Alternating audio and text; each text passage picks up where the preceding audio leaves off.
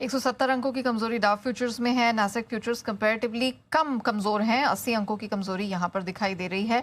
Europe के markets, इन पर नजर रखिए, यहां पर हल्की हल्की सुस्ती देखने को मिल रही है। ईसीबी के निर्णय पर नजर आज रहने वाली है, उस पर आज फैसला निकल कर आना है। वहीं ब्रेंट क्रूड अब तेजी से ये $98 के करीब बढ़ रहा है, 4% की बढ़त वहां पर दिखाई दे रही है, 1.5 महीने की ऊंचाई पर है।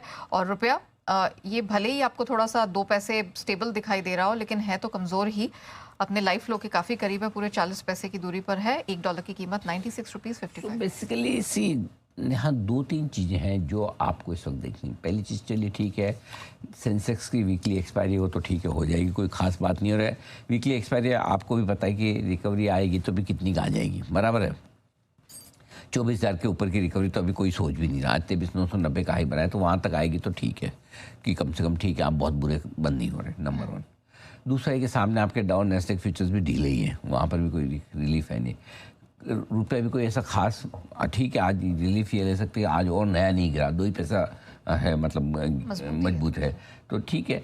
अब क्रूड अगर 98 के आसपास है तो इसके अलावा आपको और कुछ दिखेगा नहीं, अब देखना भी चाहें तो दिखेगा नहीं।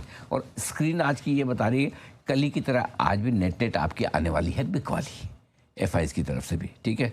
तो फिर आपके लिए खरीदारी का हड़बड़ी में, जल्दबाजी में ऐसा कोई मौका है नहीं। स्टॉक स्पेसिफिक कुछ खरीद लें एक अलग बात है, ओवरऑल ब्रॉडर मार्केट में आपका खरीदने का मन नहीं करेगा अभी, यार थोड़ा सेटल हो जाने।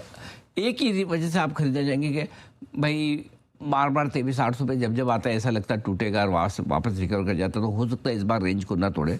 वो एक चीज़ हो सकती है जिसमें आप 50-75 पॉइंट का स्टॉप लॉस समझ लो कि भाई 23,775 के नीचे जाएगा तो मैं अपनी लॉन्ग पोजीशन खत्म कर लूँगा, और उस हिसाब से मुझे 50-60 पॉइंट की रिस्क लेने में कोई हर्ज नहीं। वो तो एकमात्र कारण है जिसमें आप खरीद सकते हैं, वो भी निफ्टी। बैंक निफ्टी तो वैसे भी 56,550 के नीचे ट्रेड कर रहा है, ये तो आज लगातार दूसरे दिन बड़े लेवल के नीचे ट्रेड कर रहा है। तो पहली चीज़ है कि खरीदने का मन भी करे तो जब तक क्रूड नीचे ना आए तब तक बैंक और सेंसिटिव तो लेना नहीं है। निफ्टी अगर लेने की कोशिश भी करें तो क्लियरली 23,775 के नीचे क्लोजिंग बेसिस पे आपका स्टॉप लॉस 100% होना ही चाहिए। स्टॉक स्पेसिफिक जहां आपको नतीजों का कंफर्ट है, थोड़ा बहुत खरीदना चाहें तो खरीद सकते हैं। अब आइए डेटा बता देता हूँ। डेटा के हिसाब से 23,800 के आसपास सपोर्ट है, 78 लाख शेयर हैं पुट के ओपन इंटरेस्ट में, और 23,900 पर 1 करोड़ शेयर हैं यहाँ पर ओपन इंटरेस्ट में। तो ऐसा लग रहा है कि 23,900 के ऊपर बंद देना भी चैलेंज होगा आज निफ्टी के लिए, तो 23,900 भी लग नहीं रहा है यहाँ।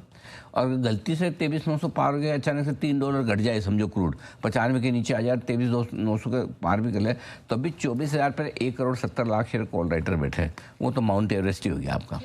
तो माउंट एवरेस्ट तो आपको 23,900 24,000 की रेंज में जब भी आए निफ्टी, वहाँ पर पोजिशन हल्की करनी चाहिए है।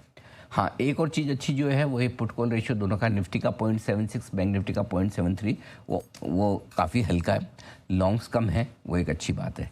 बैंक निफ्टी अब इसके लिए 58,000 तो खैर अब भूल ही जाओ, इतना दूर हो गया। 57,000 आपके लिए तुरंत रुकावट का काम करेगा, क्योंकि 57,000 के कॉल्स पर 14 लाख शेयरों का ओपन इंटरेस्ट करा है।